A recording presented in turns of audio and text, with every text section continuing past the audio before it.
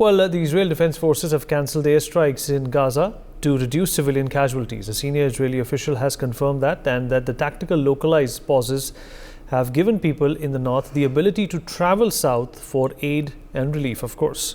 And as per the official, 80,000 people have fled northern Gaza through an evacuation corridor. Israel claimed its forces captured a Hamas stronghold in northern Gaza after a 10-hour battle, during which they captured weapons and uncovered a tunnel and number of shafts.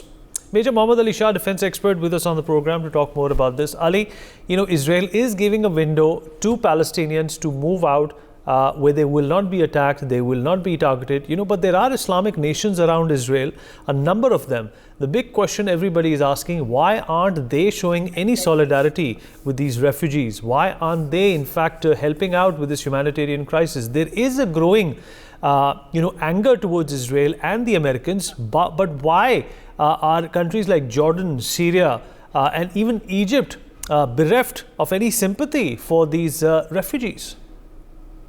Okay, Vineet, on one hand, when Israel says that to vacate North Gaza and come towards South Gaza, and they would be provided humanitarian aid, ration, medicines, and on the other hand, they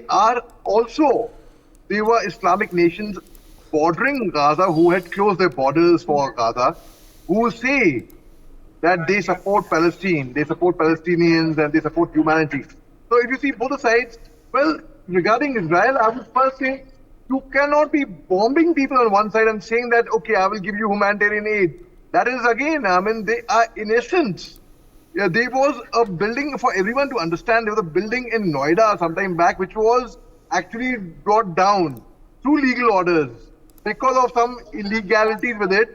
At that time itself, people from Noida had to vacate. They went to nearby villages, places like Aligarh, Meerut and all, because of the. Similarly, imagine the damage and devastation of many such trouble floating around in Gaza, in fact.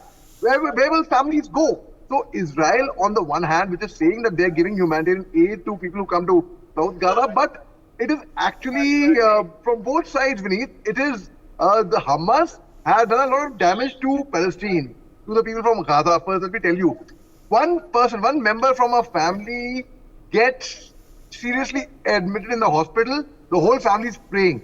God forbid, one member of the family passes away, the whole family is in shock. Here, thousands, 10,000 lives have been lost. So the people who are escaping towards South Gaza also are the ones running for their lives. They have lost their limbs, some of them, they are wounded, they have lost their near and dear ones. It is actually an end of humanity over there. On the contrary, on the other hand, let's talk about the Islamic nations. I would call it hypocrisy. Well, if you close your borders to your neighbors who are suffering with such great heights, where will those people go? Whose fault is it? The Islamic nations had put their borders, that they had closed the gates to them. Israel was bombarding them. For what for? Whose fault? Obviously, it is Hamas's fault. And Hamas has got a lot of brigades under them. They have Al-Qassam Brigade, they have Mujahideen, they have different, it's like a division of labor completely. So most certainly they have different brigades, they have different, but who is suffering? The common civilian, the innocent children are suffering. The women are suffering, the elderly suffering, the men who are civilians, they are suffering. Well, if it's a military action, an action against the forces, against the militants, I can still imagine, I understand, but it's like a loss of humanity over there beneath. For more such videos, subscribe to the NewsX YouTube channel, hit the bell icon.